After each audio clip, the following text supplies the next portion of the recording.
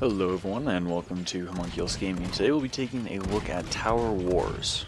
As you would expect, Tower Wars is a tower defense game, but there are some twists thrown in there. Tower Wars allows you to play against another player and send creeps through their maze trying to destroy their castle. This is what makes Tower Wars a particularly interesting game. Instead of just sitting around and building up your maze and upgrading towers as you would in any other tower defense, you actually have to balance the time and currency spent on your defense as well as your offense. You earn battle points by sending creeps through your enemy's maze and gold from the mines around the map that you can upgrade. Although some people will love this added depth and meta through the balance of offense and defense, if you're the kind of person that plays tower defense games as what most people play them for, as casual time wasters, then this mode might not be for you. But fear not if you fall into that category, there is something still in Tower Wars for you. Tower Wars does still sport a classic TD mode with 3 maps. Not many, but they are different in various sizes, which makes an interesting blend of choices that you have to make strategically wise. The classic TD mode doesn't do anything revolutionary on the Tower Wars concept, it's kind of just your standard TD. But you've probably already noticed from watching the gameplay that Tower Wars is not your standard TD, and that it is hex-based. Being hex-based might change more than you think. Instead of just being able to create your standard boxy kind of mazes, you have to have some sort of degree of planning when you start out building your maze. It's not just plop here, plop there, one row here into the next row, up, down, across.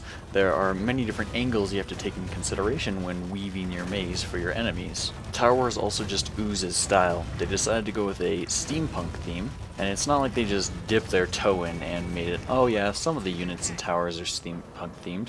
Everything is steampunk themed. From the very well designed and decorated menus and HUD to each individual tower and unit. Some of the towers look like Tesla coils and other ones are giant hammers that are smashing down on your enemies.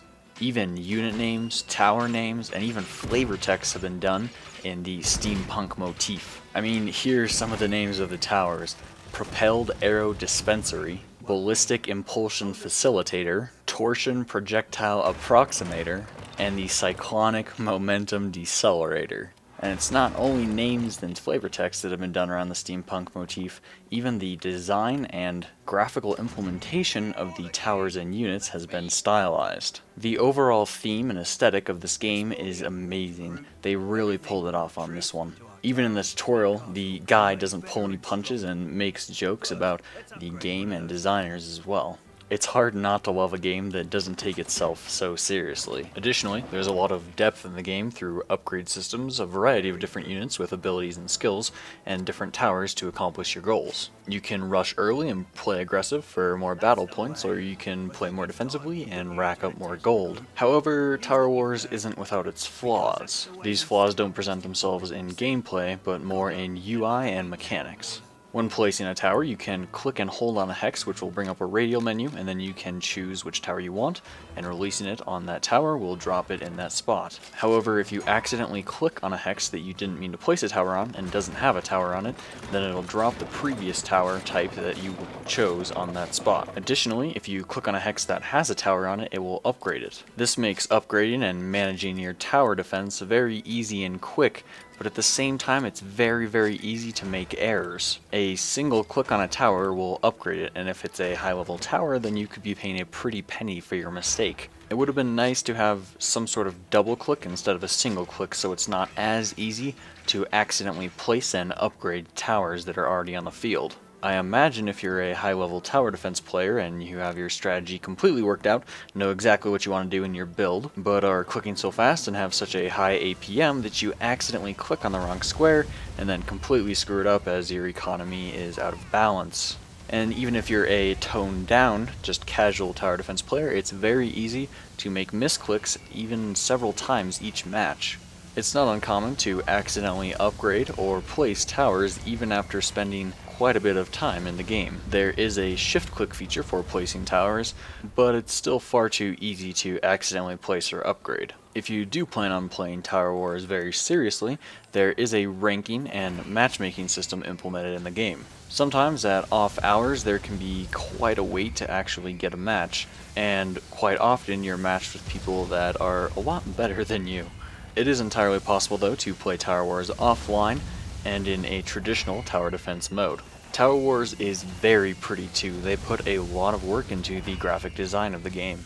If you have a rig capable of running it, you will notice particle effects, field of view, and extremely small little details thrown in there. Gotta admit, not something I expect from tower defense games, and that's something that kinda blew me away. I'm not sure if it's just me, I don't have a terribly good computer unfortunately, but I felt like it wasn't entirely optimized correctly and it could have been running at a much higher level. If you're looking for a more competitive, micro tower defense, then Tower Wars might be for you. But if you're just going to play offline and not really compete against other people, then your $9.99 might be spent in a better place because there's only 3 maps, and after you've run through them enough times and are happy with your completion rate, then you might be kind of burned out on the game. I gotta say though, I do love the aesthetic of this game. The steampunk has been pulled off extremely well. If you do want to pick up Tower Wars, then there's a link in the description that'll take you there. Regardless, if you pick it up or not, this has been Homunculus Gaming. Thank you for watching. If you found this video informative, entertaining, or just killed a couple hours of work, I'd really appreciate your like and favorite. If you didn't for some reason, then leave me a comment letting me know why. Thanks for watching, and I'll see you next time.